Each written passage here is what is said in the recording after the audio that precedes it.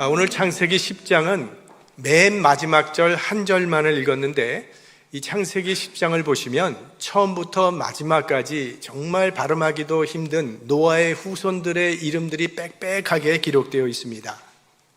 홍수 후에 하나님께서 노아와 그의 가족들에게 생육하고 번성하여 땅에 충만하라고 축복하셨는데, 하나님께서 약속하신 그 번성함의 축복이 성취되고 있는 것을 보여주고 있는 것입니다. 지금 지구상에 살고 있는 모든 나라와 족속들은 노아의 세 아들 셈과 함과 야벳으로부터 시작된 겁니다. 그런데 한 조상을 가진 후손들이 어찌하여 다른 언어를 가지고 여러 종족으로 갈려지게 되었는가 하는 그 이유를 창세기 11장 바벨탑 사건이 설명해 주고 있습니다. 자, 창세기 10장은 노아의 후손들의 족보 이야기라고 말씀을 드렸습니다. 근데 조금 거슬러 올라가 보면 창세기 5장은 아담 때부터 노아 때까지의 족보 이야기로 되어 있습니다. 그리고 신약으로 가면 신약 성경 제일 처음인 마태복음 첫 장 1장에서도 누가 누구를 낳고 누가 누구를 낳고 하는 족보 이야기가 나옵니다. 그러니까 이 성경은 이렇게 왜 족보를 중요하게 생각하는가 오해할 수도 있는데, 사실 종종 그 족보 자랑하기 좋아하는 사람들이 있지 않습니까? 반드시 내가 세종대왕의 몇 대 손입니다 라고, 난 충무군 이순신 장군의 후손이라고, 이게 족보 자랑하는 사람들이 있는데, 사실 거슬러 올라가 보면요, 우리는 다 같은 족보를 갖고 있는 겁니다. 우린 다 노아의 자손, 더 거슬러 올라가면 아담의 자손이죠. 그러니까 족보 자랑한다는 것은 하나만한 겁니다. 아니, 그런데 왜 창세기는 족보 이야기를 이렇게 되풀이하는가 하는 것이죠. 한 가지 이유 때문입니다. 예수님의 족보를 밝히기 위해서입니다. 그래서 함과 야벳의 족보는 창세기 10장에서 잠깐 소개하는 것으로 끝이 나고, 이제 11장부터는 셈의 족보만 나오게 됩니다. 왜냐하면 그 셈의 혈통에서 아브라함이 나오게 되고, 그 혈통을 쫓아서 다윗의 자손 예수 그리스도가 탄생하기 때문에, 그래서 마태복음 1장 1절에 아브라함과 다윗의 자손 예수 그리스도의 세계라 하고 시작하는 거예요. 성경에 나오는 족보 이야기는 예수님과의 관계성 속에서 볼 때만 의미가 살아나는 겁니다. 야벳과 함의 족보를 잠깐만 소개하고 마는 이유는 예수님과 무관한 족보이기 때문입니다. 아무리 길게 열거해 봐도 예수님과 관계 없다면 아무 의미가 없다는 것입니다.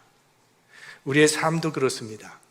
예수 그리스도 때문에 우리의 삶에 의미가 생기고 가치가 생기는 것이지, 예수님을 떠난다면 아무것도 아니라는 거죠. 예수 그리스도와 관계없는 인생은 100년을 살아도 허무할 뿐입니다. 그러나 하루를 살더라도 예수 그리스도와 연결된 삶을 살 때는 우리 인생에 의미와 가치가 생기게 된다는 것입니다. 자, 아까 마태복음 1장에 예수 그리스도의 족보가 열거되어 있다고 했는데, 그 예수님의 족보 중에는 여자 이름이 몇 나오게 되죠. 처음에 다말이라고 하는 여자가 나옵니다. 의도적으로 자기 시아버지와 동침했던 부도덕한 여자. 그 다음에 라합, 기생입니다. 룻, 이방 여인이었습니다. 우리아의 아내 바세바, 다윗과 통정했던 불륜의 여자였습니다. 보면 자랑할 것 하나 없는, 오히려 부끄러운 사람들 뿐입니다. 그런데 그 혈통을 따라서 맨 마지막에 예수 그리스도가 탄생하심으로 예수 그리스도 안에서 모두 존귀한 인생이 된다는 겁니다. 다말도 존귀해졌고, 라합도 존귀한 인생으로 됐고, 룻도 바세바도 모두 예수 그리스도 안에서 존귀한 가치 있는 인생이 되었다는 거예요. 비록 우리가 허물이 많고 모자라는 것도 많고 부족한 것 투성이라 할지라도 예수 그리스도 안에 있다면 우리 인생도 주님께서 가치 있는 인생, 존귀한 인생으로 만들어 가실 것입니다. 자, 창세기 10장에서 그런데 특별한 사람 하나를 고르라면 니므롯이라고 하는 사람이 나옵니다. 창세기 10장 8절 9절 말씀입니다. 구스가 또 니므롯을 낳았으니 그는 세상에 처음 영걸이라. 그가 여호와 앞에서 특이한 사냥꾼이 되었으므로 속담에 이르기를 아무는 여호와 앞에 니므롯 같은 특이한 사냥꾼이로다 하더라. 자, 이 니므롯이라고 하는 사람은 아버지 노아의 수치를 가리워주지 않으므로 저주받았던 함의 자손입니다. 그리고 이 니므롯이라고 하는 그 이름은 대적자, 반역자라는 뜻으로 하나님께 대해 저항한다는 그런 의미가 있습니다. 또 여기 특이한 사냥꾼이라고 했는데 이 단어에도 복합적인 의미가 내포되어 있습니다. 물론 사냥을 잘하는, 짐승을 잘 잡는다는 그런 뜻도 있지만 그보다는 니므롯은 사람을 사냥하는 데 능숙한 전쟁 용사라는 뜻입니다. 아주 전쟁에 능한 사람, 자기에게 대든 사람은 반드시 굴복시키고야만은 힘센 그런 사람이라는 뜻이에요. 그러니까 고대 사회에서는 이렇게 힘이 세고 잘 싸우면 통치자가 되던 시대였습니다. 그런 시대에 이 니므롯은 여러 나라를 다스렸고 성읍을 건설했습니다. 창세기 10장 10절 말씀입니다. 그의 나라는 시날 땅의 바벨과 에렉과 악각과 갈레에서 시작되었으며, 10장을 다 읽지 않은 이유를 아시겠죠? 굉장히 발음하기 힘든 이름들이 많이 나오는데, 자, 여기 나오는 바벨이라고 하는 이름, 여기가 바로 바벨탑 사건이 일어난 곳입니다. 요세푸스라고 하는 역사가에 의하면 이 니므롯이라고 하는 인물이 바벨론으로부터 아수르까지 펼쳐지는 시날 평지를 전체를 정복했고, 이 사람이 바로 바벨탑을 쌓도록 선동했던 주동 인물이라고 합니다. 당시에 사람들이 바벨탑을 쌓을 수 있었던 두 가지 조건을 우리 본문에서 발견할 수가 있습니다. 하나는 언어가 하나였다는 겁니다. 창세기 11장 1절 말씀, 온 땅의 구음이 하나이요 언어가 하나이었더라. 우리 하나님께서 인간에게 주신 축복 중에 하나가 언어죠. 인간은 언어를 통해서 의사소통을 할 수 있습니다. 지금 우리가 미국에서 살고 있는데 우리 미국에서 살면서 불편한 것 중에 하나가 말이 잘 통하지 않는다는 거 아닙니까? 언어 때문에 생기는 에피소드가 얼마나 많습니까? 우리 한국 사람들이 식당에서 가장 많이 시키는 음식이 미투라고 하는 음식이라고 하지 않습니까? 그러니까 말만 통해도 우리 사는 게 참 편해질 것입니다. 노아 때는 언어가 하나였기 때문에 모든 사람이 의사소통할 수 있는 그런 축복의 시대였습니다. 그들은 일치된 언어의 힘으로 하나님의 영광을 위해 무엇이든지 할 수 있었다는 겁니다. 하나님을 섬기는 데 하나가 될 수도 있었고, 이웃을 사랑하는 데 하나가 될 수도 있었고, 하나님의 뜻을 따르는 하나님의 나라를 건설할 수 있었습니다. 그런데 이 아담의 죄성을 타고난 인간들은 하나님이 주신 그 고귀한 선물을 하나님을 대적하는 데 사용합니다. 일심으로 하나님을 대적하는 바벨탑을 쌓아 올렸습니다. 또 하나의 이유는 문명이 발달했다는 거죠. 3절 말씀, 서로 말하되 자 벽돌을 만들어 견고히 굽자 하고 이에 벽돌로 돌을 대신하며 역청으로 진흙을 대신하고, 이전까지는 돌을 쌓아 올리고 그 사이에 진흙을 발라서 집을 지었기 때문에 그렇게 높이 쌓을 수가 없었습니다. 그러다가 벽돌 만드는 법을 배우게 된 겁니다. 점토를 불에 구웠더니 단단한 벽돌이 된다는 것을 알게 되었던 거죠. 그리고 진흙 말고 역청을 사용하니까 아주 접착력이 강해서 마음대로 얼마든지 높은 건물을 쌓을 수 있게 된 겁니다. 지금 우리가 생각할 때 이거 별것 아닌 것처럼 보이지만 그 당시 사람들에게는 이건 획기적인 발명품이요 과학의 혁명이었습니다. 마치 오늘 이 시대의 인터넷이나 핸드폰과 같은 그런 발명품이었어요.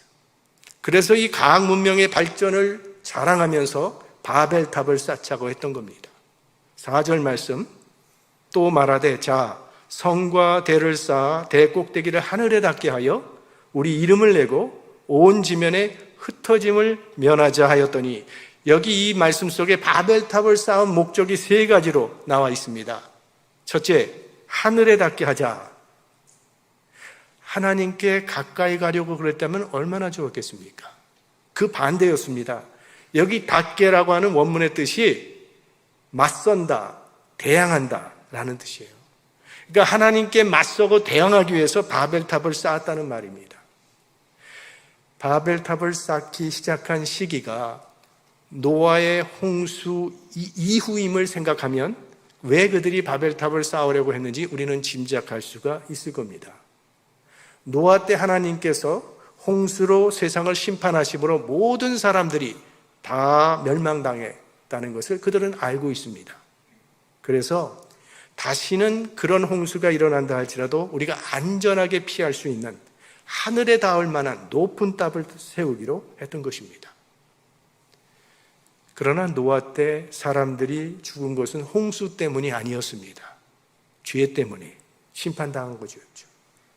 그렇다면 노아 때와 같은 심판을 당하지 않으려면 하나님을 향한 신앙의 자세를 새롭게 하기 위해서 힘을 써야 할 텐데 이 바벨탑이라고 하는 엉뚱한 해결책을 내어놓았던 거죠. 이건 영적인 문제인데 그걸 토목공학으로 해결해 보겠다는 인간의 어리석음이 여기 나타나고 있는 것입니다. 그러니까 결국은 나는 하나님의 간섭받지 않고 하나님 구속받지 않고 살고 내 마음대로 살고 싶어서 바벨탑을 쌓았던 거죠. 이게 우리들 아닙니까? 인간들은 하나님의 주권과 다스림을 벗어나서 스스로 자기의 인생을 살아가고 싶어 합니다. 자기 인생의 주인이 자기가 되고 싶어 합니다. 그러나 하나님 없이 살아보겠다고 하는 인간의 모든 시도는 무너질 바벨탑을 쌓는 것이 된다는 거예요. 아니 도대체 얼마나 높이 쌓을 수 있길래 하늘에 닿게 하자는 겁니까? 우리 에베레스트 산을 올라갔다 내려온 사람들은 내가 에베레스트를 정복했다고 말을 해요. 달나라에 갔다 와서는 달을 정복했다고 합니다. 대기권을 잠깐 벗어났다고 와서는 우주를 정복했다고 말을 합니다. 사실 참 인간도 대단한 존재라고 생각을 합니다. 어떻게 달나라까지 갔다 올 수 있는 겁니까? 어떻게 그 화성에 탐사선을 보내서 지금 화성을 탐색하고 있습니다. 하지만 그것으로 우리가 달을 정복했다고 말할 수 있겠습니까? 그래서 우리가 화성을 정복했다고 말할 수는 없어요. 사람들은 조금만 자신이 생기면 그런 소리 하는 겁니다. 내 사전엔 불가능이란 없다. 마음만 먹으면 안 될 일이 없다. 하늘에 닿게 하리라. 자, 하나님은 이런 인간들을 내려다보시며 어떻게 생각하시겠습니까? 시편 기자가 이야기를 했죠. 하늘에 계신 자가 웃으시며 주께서 저희를 비웃으시리로다. 오늘날 인류는 상상할 수 없는 번영과 발전을 이루었습니다. 이제 우리 인간들은 인간의 게놈 지도를 완성했어요. 소를 복제할 수 있고 양을 복제할 수 있는 것처럼 인간도 복제할 수 있는 시대가 온 겁니다. 전에는 고칠 수 없었던 병도 고칠 수 있게 됐습니다. 그래서 신의 영역을 부인해버리고 인간에게 신의 자리까지도 부여하고 있는 그런 시대가 됩니다. 하지만 그 벽돌 만드는 법을 알아냈다고 우쭐대던 그 당시 사람들의 모습이 우습게 보이는 것처럼 오늘 과학 문명의 발전 앞에서 인간의 위대함에 도취되어 있는 인간들을 내려다보시는 하나님께서는 웃으실 겁니다. 바벨탑 사건은 하나님 없는 인간의 결국이 어떠함을 우리에게 보여주는 상징적인 사건이기도 합니다. 자, 두 번째 목적, 우리 이름을 내자고 했습니다. 여러분, 미국에는 경치 좋은 내셔널 파크들이 많이 있죠? 많이들 가보셨을 거예요. 요세미트도 다녀오셨고 옐로우스톤, 그랜드 캐년 다녀오신 분들 많을 거예요.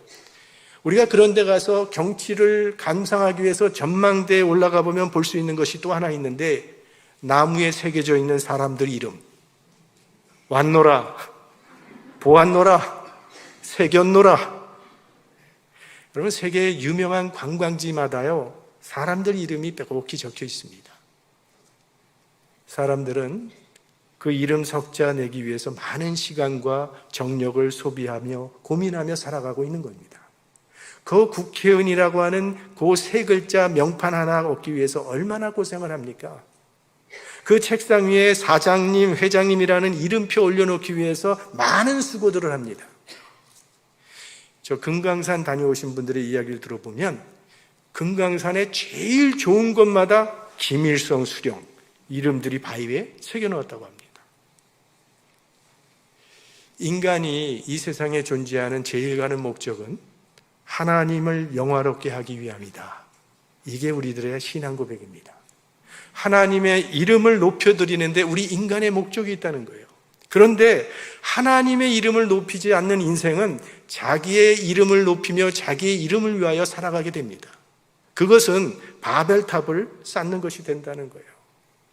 그들이 지금 자기의 이름을 내보겠다고 바벨탑을 쌓았다고 했는데 그들의 이름이 지금 어디에 있습니까? 다 사라져 버렸습니다. 그들의 이름을 아는 사람 이 세상에 한 사람도 없습니다. 그렇다고 뭐 이름을 내고 유명해지는 것이 나쁘다는 말은 아닙니다. 좋은 이름도 있습니다. 하나님께서 기억하시고 하나님께서 높여주시는 이름은 아름답고 좋은 이름입니다. 하나님께서 높여주시는 이름이 있습니다. 우리 빌립보서 2장 9절에서 11절까지 말씀인데요. 우리 함께 읽어보도록 하겠습니다. 이러므로 하나님이 그를 지극히 높여 모든 이름 위에 뛰어난 이름을 주사 하늘에 있는 자들과 땅에 있는 자들과 땅 아래에 있는 자들로 모든 무릎을 예수의 이름에 꿇게 하시고 모든 이름으로 예수 그리스도를 주라 하시나요 하나님 아버지께 영광을 돌리게 하셨느니라. 하나님의 나라와 하나님의 이름을 위하여 십자가까지 짊어지신 죽기까지 순종하신 예수 그리스도의 이름을 하나님께서는 모든 이름 위에 가장 높은 이름으로 높여주셨다는 거죠. 그러니까 하나님께서는 하나님의 이름을 높이는 자의 이름을 높여주신다는 겁니다. 아브라함이 하나님의 부르심에 순종했을 때 하나님께서는 아브라함의 이름을 높여주셨습니다. 하나님의 역사에 길이 남는 아름다운 이름이 되게 하셨습니다. 우리가 예수님의 제자의 이름을 어떻게 알게 됐습니까? 베드로, 야고보, 요한 그들이 하나님의 나라를 위하여 그들의 인생을 내려놓았을 때 오고 오는 세대에 기억되는 아름다운 이름이 되었습니다. 그러니까 정말 아름다운 이름은 스스로를 높이는 이름이 아니라 하나님이 높여주시는 이름, 하나님이 기억하시는 이름입니다. 여러분의 이름이 하나님이 기억하시고 높여주시는 아름다운 이름이 되기를 바랍니다. 세 번째로 흩어짐을 면하기 위해서 바벨탑을 쌓았다고 했습니다. 하나님께서는 노아와 그 가족들에게 생육하고 번성하여 땅에 충만하라 말씀하셨습니다. 그런데 그들은 똘똘 뭉쳐서 자신들만의 왕국을 만들려고 했다는 거예요. 그것은 땅에 충만하라고 말씀하신 하나님의 명령을 거역하는 행위였습니다. 하나님이 주신 사명을 망각해버리고 자기들끼리만 살겠다는 이기적인 공동체는 무너지게 되어 있습니다. 고인물이 썩는 것과 같은 이치. 초대 예루살렘 교회를 향해서 예수님께서는 땅끝까지 내 증인이 되리라 하셨건만 그런 명령을 받고도 그들은 흩어지고 싶어 하지 않았습니다. 믿는 사람, 잘 알고 있는 마음이 통하는 사람들이 함께 모여서 예배드리고 교제하며 여기가 좋사오니 하고 살기를 원했다는 거예요. 그러자 하나님께서 핍박을 통해서 그들을 흩어버리셨습니다. 사명 감당하라고. 잘못하면 교회가 하나님의 목적과 관계없는 공동체가 될 수도 있습니다. 하나님이 주신 사명을 위해서 존재하는 공동체가 아니라 사람의 만족을 위해서 존재하는 공동체가 되어버릴 수도 있습니다. 하나님의 뜻을 깨닫고 그 뜻에 순종하기 위해서 모이는 것이 아니라 그저 친한 사람들끼리 모이는 것이 좋아서 모이다 보면 그 어느 순간 교회도 사람의 왕국을 만드는 바벨탑을 쌓게 되는 것입니다.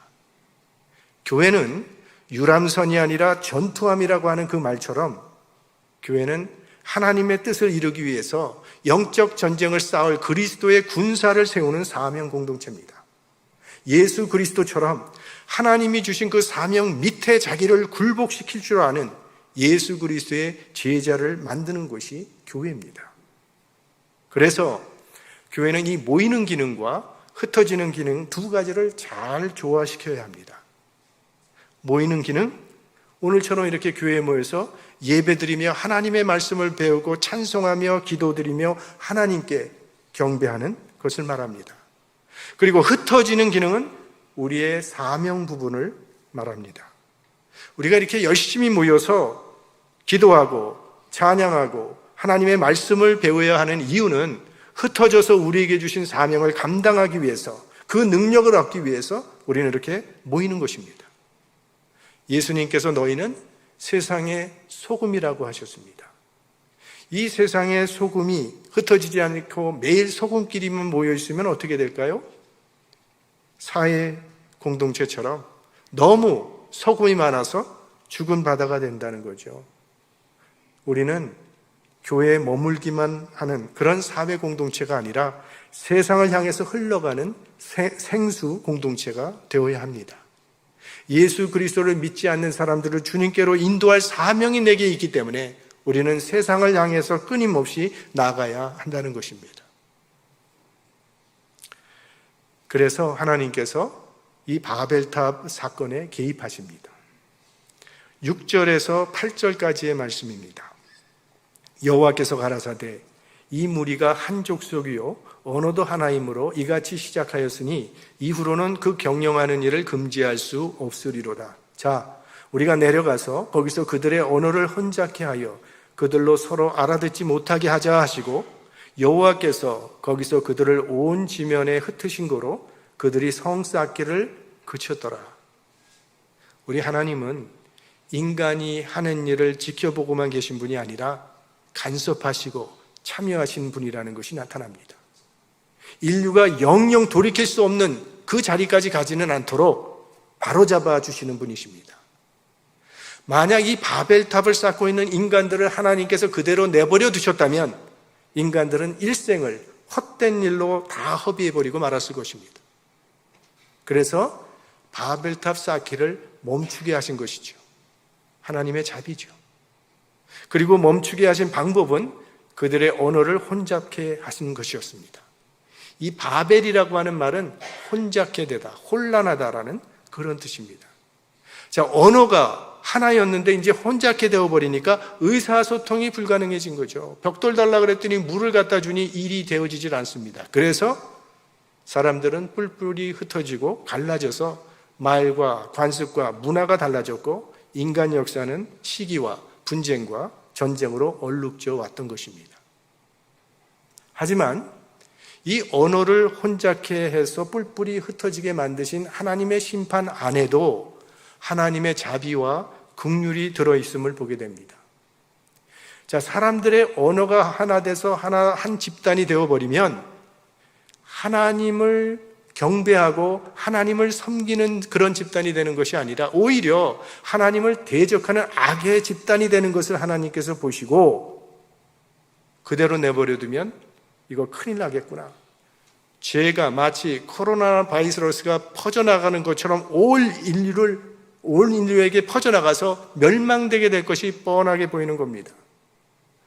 우리가 코비드 확산을 방지하기 위해서 하는 일이 격리시키고 거리두기를 하는 것처럼 언어와 문화와 족속과 나라로 갈라지게 만들어서 그 죄를 제한된 한 영역 가운데 제한시키고 막으시고 또 차단하심으로 더 이상 죄가 확산되어 가지 아니하도록 주님께서 막아주신 것입니다. 하나님 없이 인간을 중심에 둔 집단은 부패하게 되어 있습니다. 그래서 니버라고 하는 유명한 신학자는 이런 말을 했습니다. 이 세상에서 가장 무서운 것은 집단이다. 집단은 윤리적이 되기 힘들다 했습니다. 개인만을 보면 참 온순하고 말도 잘 듣고 욕도 할 줄 모르던 그런 아이가 갱이라고 하는 그 집단에 소속되면은 그때부터는 정말 끔찍한 일들을 서슴지 않고 저지르는 것을 우리는 볼 수 있습니다. 이 독일 사람들이 히틀러라고 하는 인간 하나를 중심으로 하나가 되니까 얼마나 엄청난 죄를 저질렀습니까?